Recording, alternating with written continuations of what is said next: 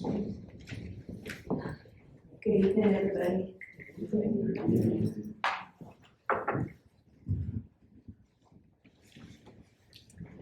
Welcome to this year's Candles of Remembrance. We are so happy to gather again in person. We haven't done this.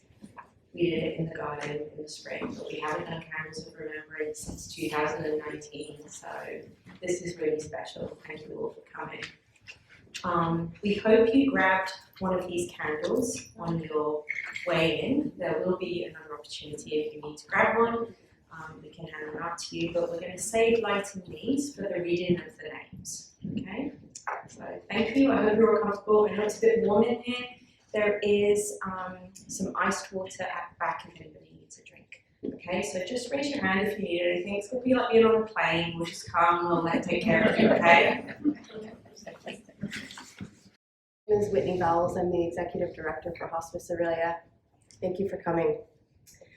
Before we begin, we would like to acknowledge that the land in which we are gathered on today is the traditional territory of the Anishinaabe Nation, specifically the Chippewa Tri-Council, comprised of the Chippewas of Beausoleil, Rama and Georgina Island First Nation, and more recently the Mississaugas of the Credit River First Nations. Ontario is covered by 46 treaties and other agreements and is home to many Indigenous nations from across Turtle Island, island, including the Inuit and the Métis. These treaties and other agreements, including the One Dish with One Spoon Wampum Belt Covenant, and agreements to peaceably share and care for the land and its resources. Other Indigenous nations, Europeans, and newcomers were invited into this covenant in the spirit of respect, peace, and friendship. Most of us have come here as settlers, immigrants, or newcomers in this generation or generations past. We are all treaty people. Every day we are mindful of broken covenants, and we strive to make this right. We commit to collaborating based on the foundational assumption that Indigenous peoples have the power, strength, and competency to develop culturally specific strategies for their communities. We are dedicated to honoring Indigenous self-determination, history, and culture, and are committed to moving forward in the spirit of reconciliation and respect with all First Nation, Métis, and Inuit people. The first candle we light is for grief. The pain of loss is intense. This candle reminds us of the depth of our love.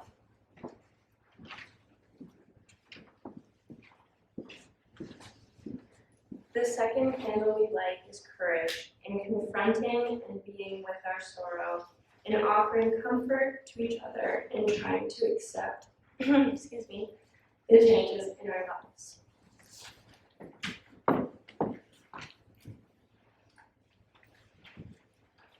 The third candle, memories, for the times we've laughed, the times we cried, the times we were angry, and for the caring and the joy we shared. The fourth candle we light is love. We cherish the special place in our hearts that will always be there for you. For the fifth candle, for the grief we cannot speak of, for the grief we cannot name, for the grief that no one recognizes. We thank you for the gift your life has brought to us.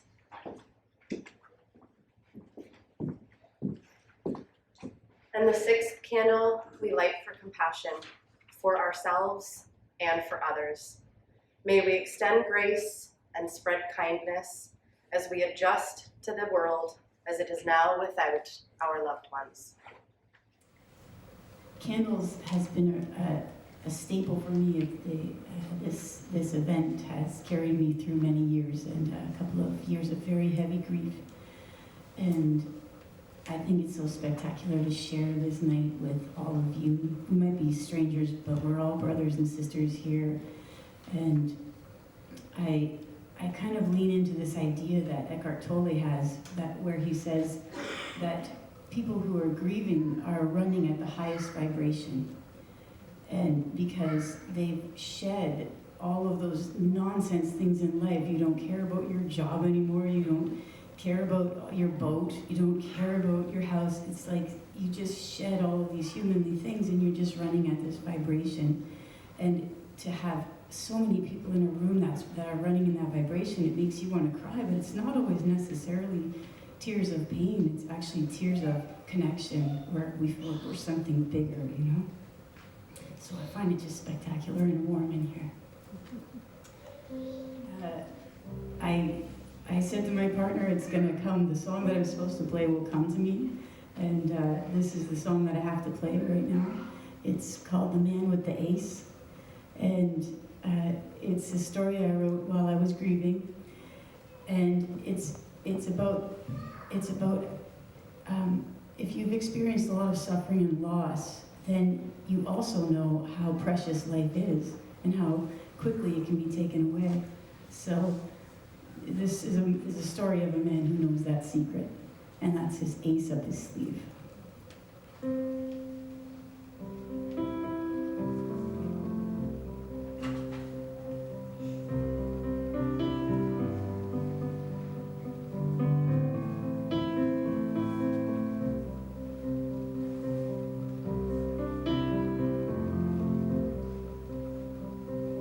I had a friend who was lucky in life. He seemed to forget all the pain and the strife.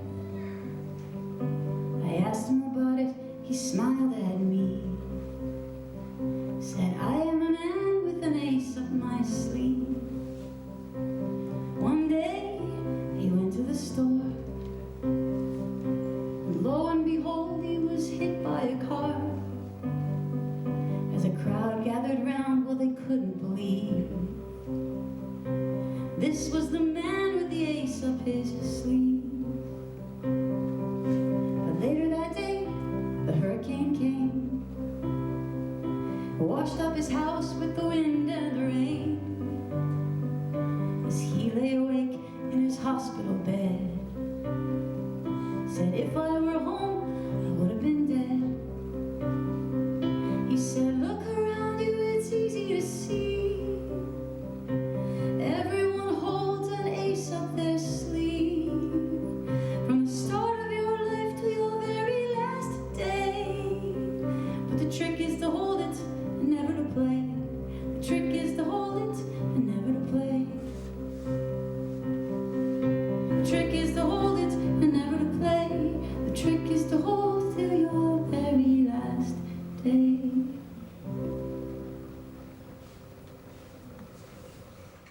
Good evening, everyone. My name is Tim Lauer. I'm with the city of Aurelia, and it's my pleasure to be representing the city tonight and bringing you all greetings.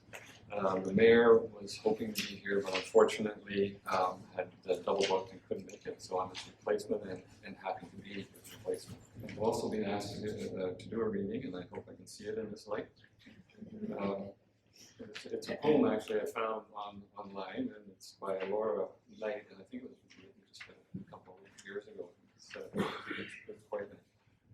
Let everyone gather with no heartaches or tears. Let the bright memories flow from all the past years. Let there be music, familiar old songs. Let flowers stay in gardens where their glory belongs. Let peacefulness reign till the evening sun sets. Let no words be unspoken, then there will be no regrets. True love's everlasting through eternity, so brighten the world in remembrance of me. Thank you.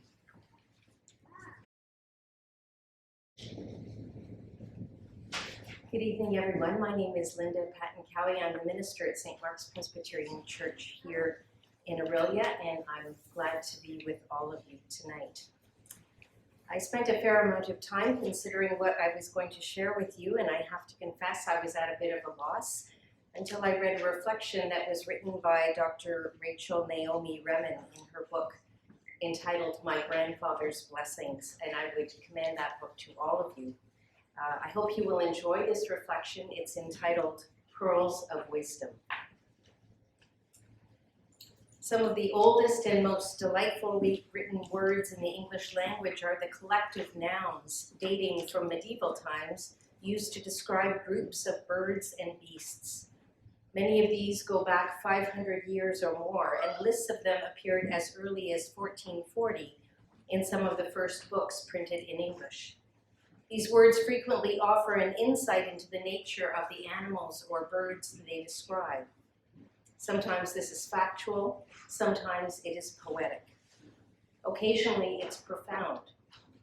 A pride of lions, a party of jays, an ostentation of peacocks, an exaltation of larks, a gaggle of geese, a charm of finches, a bed of clams, a school of fish, a cloud of gnats, and a parliament of owls are some examples. Over time, these sorts of words have been extended to other things as well. One of my favorites is pearls of wisdom. An oyster is soft, tender, and vulnerable. Without the sanctuary of its shell, it could not survive. But oysters must open their shells in order to breathe water. Sometimes while an oyster is breathing, a grain of sand will enter its shell and become a part of its life from then on. Such grains of sand cause pain, but an oyster does not alter its soft nature because of this. It does not become hard and leathery in order not to feel. It continues to entrust itself to the ocean, to open and breathe in order to live. But it does respond. Slowly and patiently, the oyster wraps the grain of sand in thin, translucent layers until over time it has created something of great value in the place where it was most vulnerable to its pain. A pearl might be thought of as an oyster's response to its suffering. Not every oyster can do this. Oysters that do are far more valuable to people than oysters that do not. Sand is a way of life for an oyster. If you are soft and tender and must live on the sandy floor of the ocean, making pearls becomes a necessity if you are to live well. Disappointment and loss are part of every life. Many times we can put such things behind us and get on with the rest of our lives, but not everything is amenable to this approach. Some things are too big or too deep to do this, and we will have to leave important parts of ourselves behind if we treat them in this way. These are the places where wisdom begins to grow in us. It begins with suffering that we do not avoid or rationalize or put behind us. It starts with the realization that our loss, whatever it is, has become a part of us and has altered our lives so profoundly that we cannot go back to the way it was before. Something in us can transform such suffering into wisdom. The process of turning pain into wisdom often looks like a sorting process. First, we experience everything. Then one by one, we let things go. The anger, the blame, the sense of injustice, and finally, even the pain itself, until all we have left is a deeper sense of the value of life and a greater capacity to live it. Hi everyone, my name is Annalise and I'm with Mariposa House Hospice. And I just wanted to share that my favorite thing about these community memorial gatherings is hearing what each person is called to share with the group. So it's been so wonderful to hear the reading so far, and I look forward to hearing from everyone else the rest of the evening, because each person picks their own reading and it is always so meaningful. So the reading I chose for tonight is a poem by a woman named Donna Ashworth, and she has a book of poetry called Loss. And this poem is called Great Grief. Don't fall out of love with the world because they no longer live in it. Instead, be grateful that this world produced them. Be glad that this life ever existed and that you were blessed enough to love them then and love them still. Don't fall out of love with this world because it could not keep your heart whole. Instead, let love be the glue, patch it up, and fill it with joy. Joy that you know firsthand in this bittersweet conundrum, that great grief is born only of great love.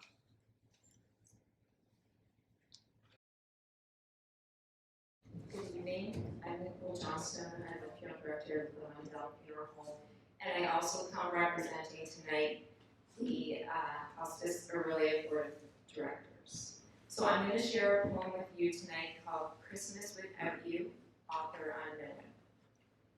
Although it's sad to reminisce on Christmases we knew, this year I shall celebrate in memory of you. I will put aside my sorrow with every unshed tear and concentrate on all the love we shared while you were here. Our time together taught me what Christmas time is for, and that's what I'll remember until we meet once more.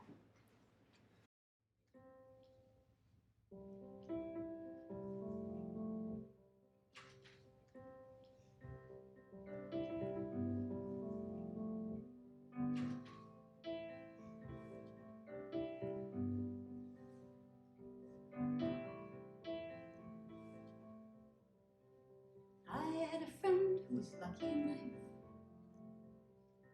He seemed to forget all the pain. I had a friend who was lucky in life. I asked him about it. He seemed to forget all the pain and the strife. Said, I am a man. I asked him about it. He smiled at me. Said, I am a man with an ace up my sleeve. One day he went to the store. Lo and behold, he was hit by a car. As a crowd gathered round, well, they couldn't believe this was the man with the ace up his sleeve. But later that day, the hurricane came. It washed up his house with the wind and the rain. As he lay awake in his hospital bed, said, if I were home, I would have been dead. He said, look around you, it's easy to see. Everyone holds an ace up their sleeve. From the start of your life till your very last day. But the trick is to hold it and never to play. The trick is to hold it and never to play. His house was rebuilt in a matter of days. The people he'd helped in a number of ways. As I walked through the door, he smiled at me and said, I am a man with an ace up my sleeve. I asked how he could have found such luck in a world where it seems there is never enough. If he played the ace, then what would be left? An empty old sleeve and a man beret. He said, look around you, it's easy to see. Everyone holds an ace up their sleeve. From the start of your life to your very last day. But the trick is to hold it and never to play. The trick is to hold it and never to play.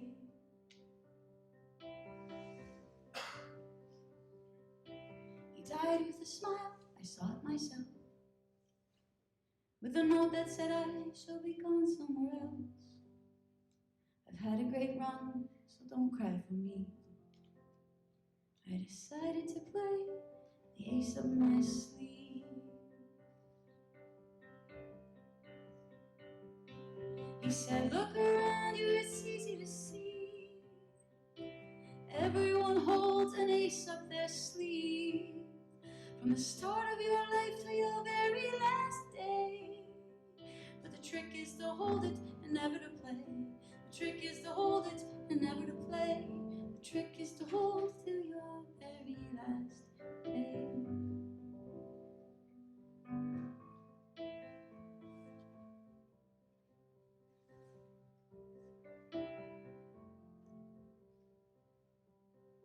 I had a friend was lucky in life. He seemed to forget all the pain and the strife. I asked him about it, he smiled at me. Said, I am a man with an ace up my sleeve. Always there. When you remember me, please do not weep. My body may not be there. It has chosen to sleep. I'm not that far away. My soul lives on, looking down, watching over you and everyone. And when you feel sad and life seems so blue, just remember that my spirit has its arms around you. And on those special days, times that you wish I could see, that cool breeze flowing past you, well, that will be me. So don't be sad, have no fear. God has taken me under his wing, but I'll always be near. I still watch you every minute, every day. My love and soul are with you, and that's where they'll stay. Memories are a special house we build inside ourselves, where love and laughter linger, where all our past life dwells. On holidays like Christmas, we can draw upon the store, reliving happy times and feeling all that warmth once more. Whenever we may travel, this house is always there to help to blend the old and new, to build on, grow, and share. This house can never get too full. Just grow from floor to floor, because the joy of memories is always making more. During the holiday season, the loss of a loved one can be especially difficult, as it can mean doing a lot of firsts or traditions without them. I hope that these words help you to recall the moments you shared with your loved one, and that they may bring some comfort. From the Township of Severn, happy holidays and best wishes to you and yours for a happy and healthy new year. When we're doing our grief work, we encounter difficult days. So I'd like to relay a little story to you about how a pair of friends dealt with difficult days. The pair are Winnie the Pooh and his friend Piglet. Winnie the Pooh said, "Today was a difficult day." And Piglet asked, "Do you want to talk about it?" No, I don't think I do," said Pooh. "That's okay," said Piglet. And Piglet went over and sat right beside Pooh. Pooh glanced at him and said, "What are you doing?" Piglet responded, "Nothing really. Only I know what a difficult day is like. I quite often don't feel like talking about it on my difficult days either. But goodness, difficult days are so much easier when you know you've got someone there for you. And I'll always be there for you, Pooh." As Pooh sat there, with Piglet beside him, working through in his head the difficult day. And as he did, Piglet sat there quietly, his legs moving back and forth.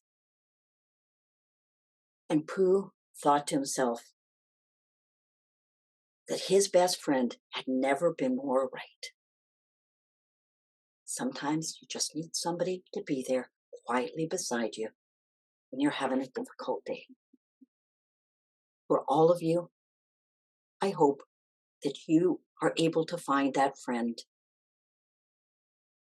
that person, or that loving pet of yours to be by your side, just quietly, as you move through that difficult day and find a way to get through it. Wishing you well over this holiday season, which may encounter difficult days. So remember, Pooh had his friend Piglet beside him, and that makes a world of difference, having that one person there, or that one little animal there. Be well. For Anyone Grieving Today by Morgan Harper Nichols. As the days go on, it is hard to see how hope could go on too. For even though the light pours through, they meant so much to you. And there is just no way of knowing how things will look from here.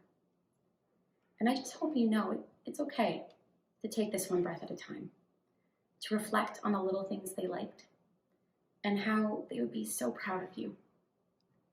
For after everything you have been through, you are carrying their strength within you. You are carrying their wisdom, hope, and courage, and you are free to tell that story.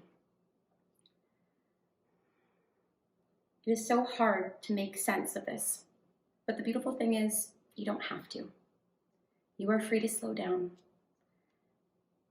in the uncertainty and let endless grace come and find you.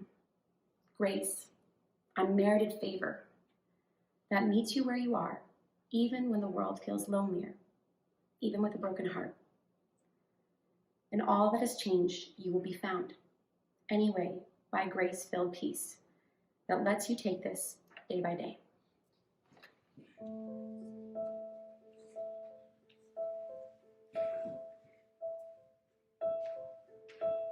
The end of December comes with a chill. Playgrounds and swings, it's hauntingly still. Gardens lay hidden, a voice of the past, and rivers are turning from water to glass. The frost of the winter holds us so deeply, down to our bones, frozen and sleepy. A blanket of white can only be seen in the few hours of sun that sneak in between. Then the winter birds come, defying the cold. They fill up the trees like a soft flowing cloak. Their tiny strong bodies move like the leaves, and then one at a time they dance in the breeze. The winter birds come, they move through the sky like a perfectly organized shadow of flight. It's 30 below, but they follow the sun. It's a beacon of hope when the winter birds come.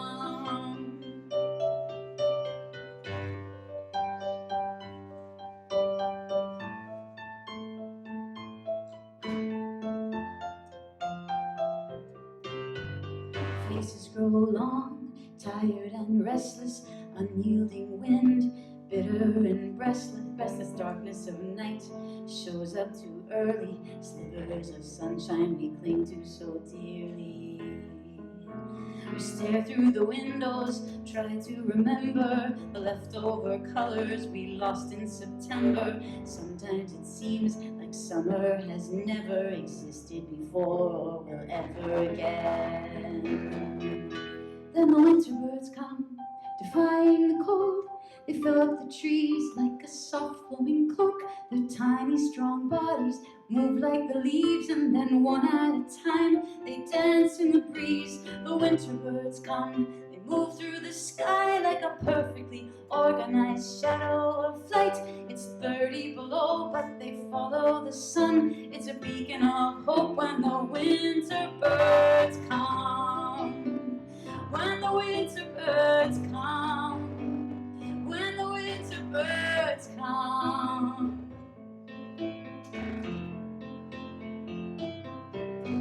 The winter birds come with a breath of excitement. They show us a life, a fearless contentment. They play with the snow, embracing the weather, reminding us all that things will get better. When the winter birds come, we know it's not long till the banks will be melting, waters will run. We see the impossible flying before us. Our lives reignite the moment the winter birds come. When the winter birds come, when the winter birds come.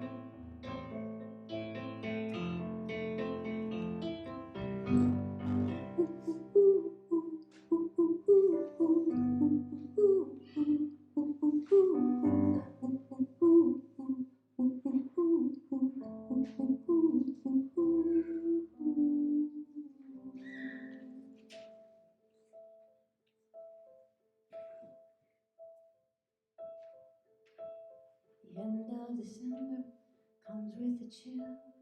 Playgrounds and swings, it's hauntingly still. Gardens lay hidden, a voice of the past, and rivers are turning from water to glass. The frost of the winter holds us so deeply, down to our bones, frozen and sleepy. A blanket of white can only be seen in the few hours of sun that sneak in between.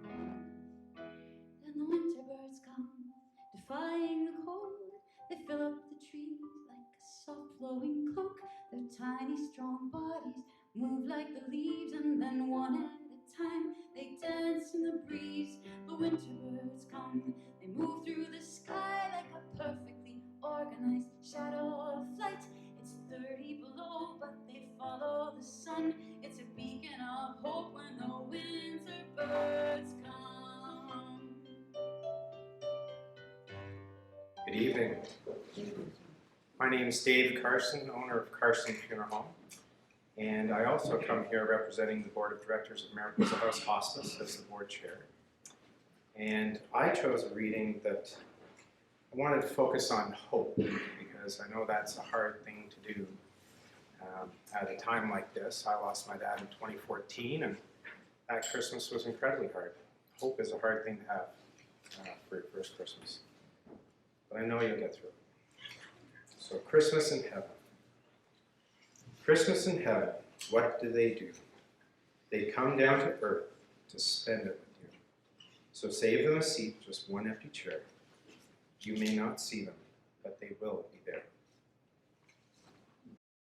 Good evening, I'm Jane Gunn. The reading I'm going to do tonight is by Margaret Mead, and it's entitled Remember Me. To the living, I am gone. To the sorrowful, I will never return. To the angry, I was cheated. To the happy, I am at peace. And to the faithful, I have never left. I cannot speak, but I can listen. I cannot be seen, but I can be heard. So as you stand upon the shore, gazing at a beautiful sea, as you look upon a flower and admire its simplicity, remember me. Remember me in your heart, your thoughts, and your memories of the times we loved, the times we cried, the times we fought, the times we laughed. For if you always think of me, I will never have gone. Thank you all for coming. Good evening. My name is Ingrid Meyer. I'm a palliative care nurse consultant with the North Simcoe Muskoka Hospice Palliative Care Network. Thank you for asking me to come and speak. I found a little poem that is, the author is unknown, but it reads, Light a Candle. I thought it was very poignant for today. Light a candle, see it glow. Watch it dance when you feel low. Think of me, think of light. I'll always be here, day or night. A candle flickers out of sight, but in your heart, I still burn bright. Think not of sadness, that I'm not near. Think of gladness and joyous cheer. I have not left. I am not gone. I'm here to stay, my little one. So when you light a candle and you see it glow and you watch it dance, in your heart you'll know that I would never leave you, even when you feel so blue. I'm sitting up here with the Lord and now watching over you. This is a song called Winter Birds.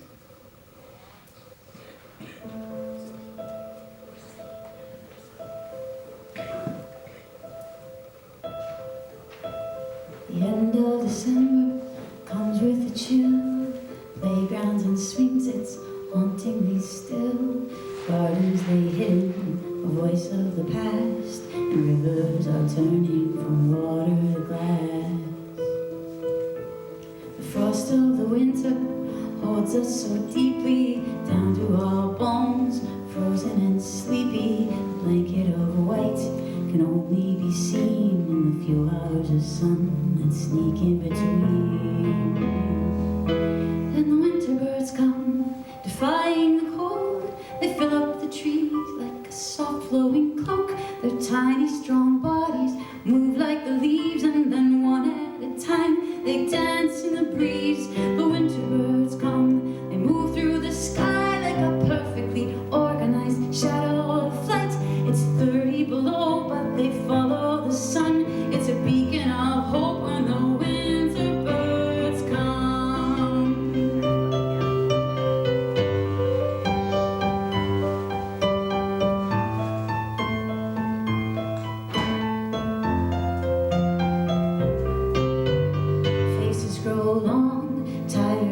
restless, unyielding wind, bitter and restless darkness of night shows up too early. Slivers of sunshine we cling to so dearly.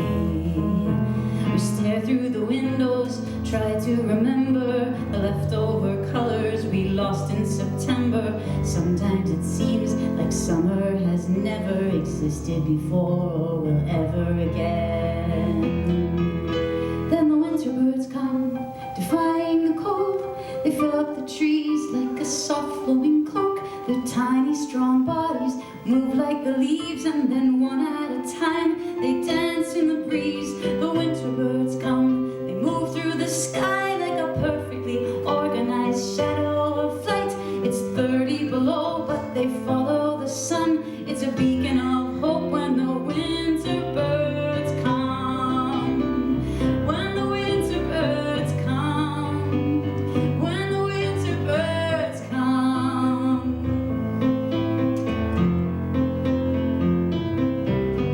The winter birds come with a breath of excitement. They show us a life, a fearless contentment. They play with the snow, embracing the weather, reminding us all that things will get better. When the winter birds come, we know it's not long till the banks will be melting, waters will run. We see the impossible flying before us, our lives reignite the moment the winter birds come.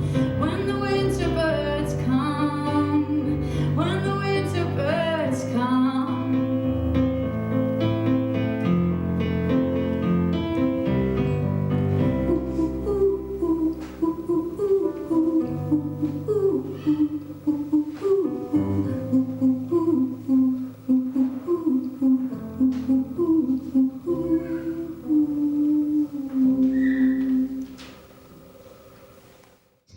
Okay, so I'm Teresa Morrison with Bridget's Budding's Pregnancy and Infant Loss Foundation, and I am reciting The Night Before Christmas by Joey's Mommy, and I want to offer it up tonight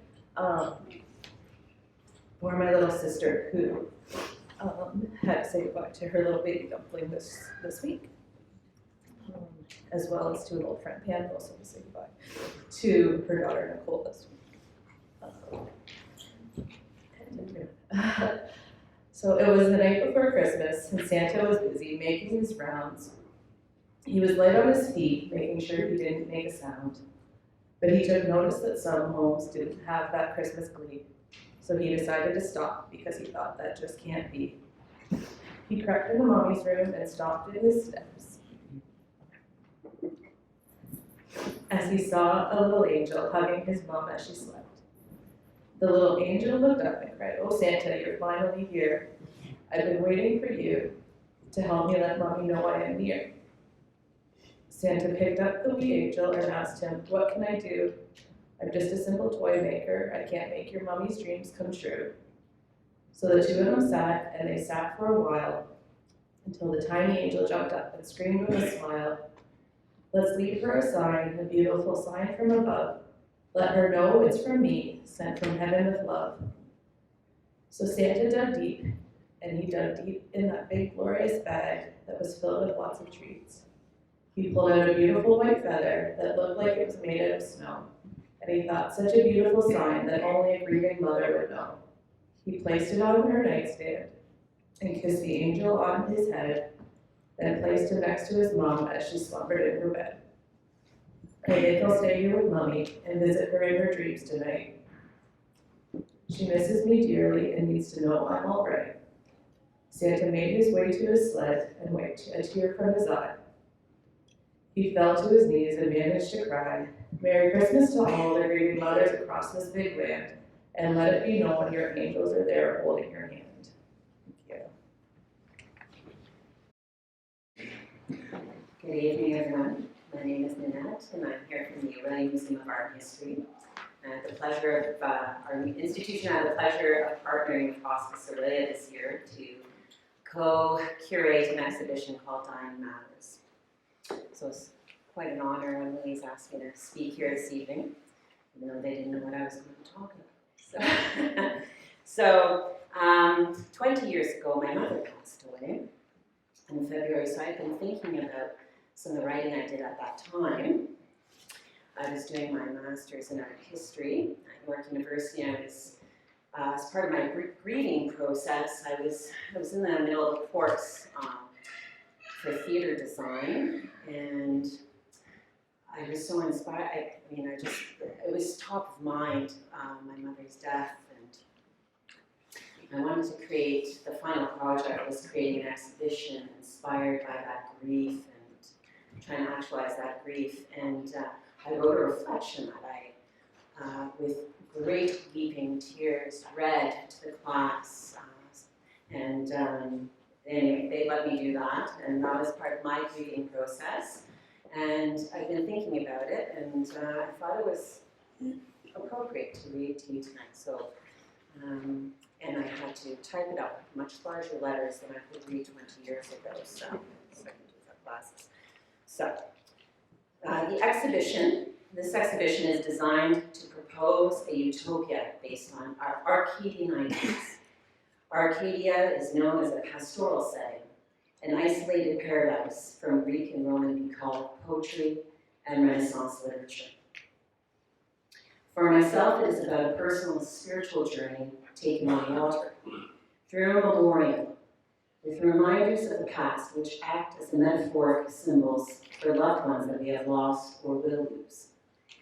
Utopia is defined as an ideal place, which for me is being surrounded by my mother's spirit, with all the things she loved, reminding me of her character and ultimately the preciousness of life.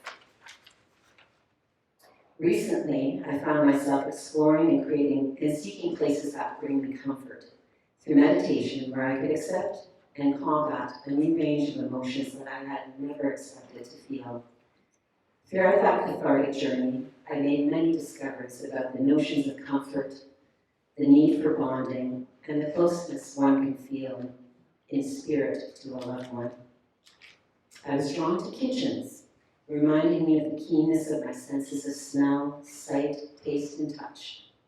Also for the camaraderie, the feeling of belonging and togetherness that is encouraged by the kitchen. Then there was a sudden return to my home community, visiting places I went to deal with my teenage angst. And all the sketches I did, in particular of my fingers and hands, knowing what I was missing most was the simple touch of my mother's hand to my face. I'm learning to accept my loss, a loss as physical, spiritual, and emotional. But I know my mother has not left me. She is with me wherever, whenever I want, and wherever I go. It is at her symbolic resting place that I can talk to her, remember and reflect. And I realize now that my senses have become hyper-aware of the sounds and smells of a busy kitchen, of water lapping against rocks, trees swaying in the wind, the luscious smell of flowers, all reminders of my mother. By the combination of places, I realize there's a commonality between them. They bring me back to feelings of familial bonding, pleasures of the domestic realm, the reminders of those who represented so much to us and who nurtured us. It is about a journey through life that began with the need for that maternal bond, to a time when I felt I didn't need it, and back again to a neediness for that bond that has been so drastically altered. I want the visitors who view my exhibition to explore their own ideas about death, fear, and acceptance, that in fact only those who are forgotten truly die. By calmly parting the waters in a small skiff, visitors can peek through the trees and flower gardens of the vistas, discovering monuments and mementos, metaphoric reminders of those loved ones who are not embodied with us anymore. By sensing the closeness of the spirit of loved ones, the journey on the water will entice connections and confrontations with death, with life, and the pleasure of remembrance. It is a journey through time that aids the healing process. The experience of death will forever change one, but through that process of remembering, healing can begin. Thank you. I don't think I introduced myself. I'm Louise, the bereavement coordinator, and Truca is our facility dog at Hospice Aurelia. I have to fix this before I do anything else. I'm so sorry, Miranda. I only put 5 candles. I had one job to do tonight. That was put 6 candles on this table, and I only put 5. So I'm going to light this one for compassion right now.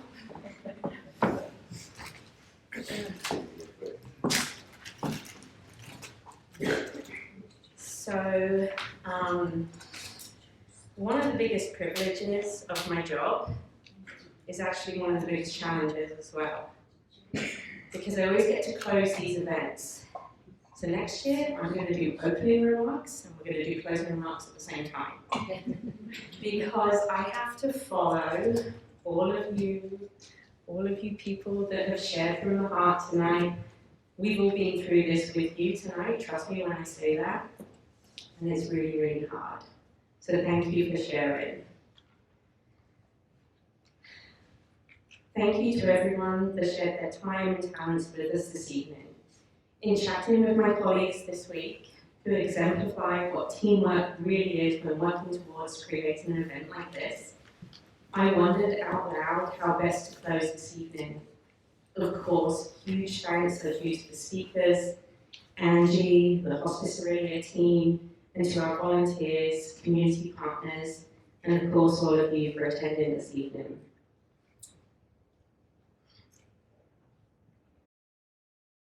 This is great to have my moment super publicly. When I really sat down to think about it, I realized the biggest gift that we are all giving each other right now, tonight, in this moment, is this gift of time. Angie, you are so right. None of the stuff matters. And nobody knows that more than somebody living with a life-limiting illness and somebody who's grieving. So I know what it took for some of you to be here this evening, booking babysitters, rescheduling events, etc., etc. So why do we do it? Because we care, and we truly know how much of a whole is created when someone isn't around anymore. The only currency we have is time, and yet we're never privy to what the actual balance is. We've all had those moments of wishing for one more phone call, one more hug, one eat. It's something quite special to collectively gather and remember who we've spent our time with. At my own grandmother's funeral, she had organised the music ahead of time, and one of the songs was an old wartime song called The Best of Times Is Now. I don't know if you know it, Angie. It was very appropriate for her, as she really did live her life in the now. And it was appropriate for us, those who were left behind, to serve as a reminder to embrace and appreciate each day and time spent with our favourite people.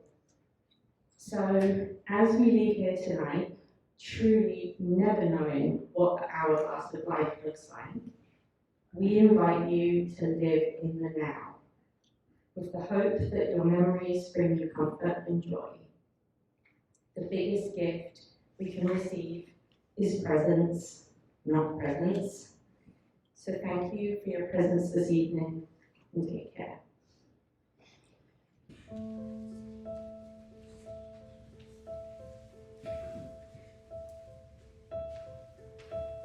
The end of December comes with a chill. Playgrounds and swing sets hauntingly still. Gardens lay hidden, a voice of the past. And rivers are turning from water to glass. The frost of the winter holds us so deeply, down to our bones, frozen and sleepy. The blanket of white can only be seen in the few hours of sun that sneak in between.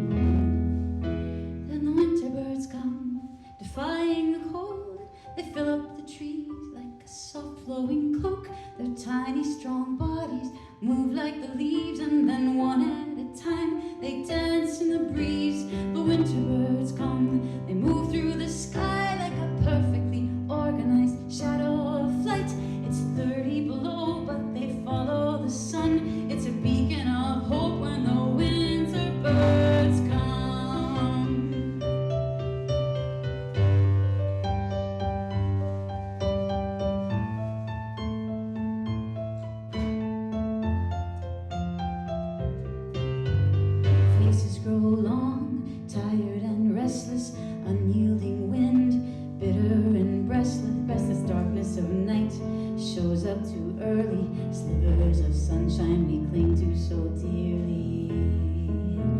We stare through the windows, try to remember the leftover colors we lost in September. Sometimes it seems like summer has never existed before or will ever again. Then the winter birds come, defying the cold. They fill up the trees like a soft flowing cloak. Their tiny strong bodies move like the leaves, and then one at a time they dance in the breeze. The winter birds come, they move through the sky